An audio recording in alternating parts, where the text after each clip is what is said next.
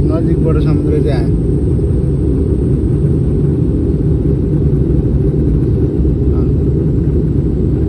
उतै हेर्दै एयरपोर्ट, यो त एयरपोर्ट चाहिँ हो, यो त डोमेस्टिक एयरपोर्ट हो कि कुन चाहिँ एयरपोर्ट हो यो त? त्यही होइन एयरपोर्ट हो नि, होइन त? त्यही हो एयरपोर्ट,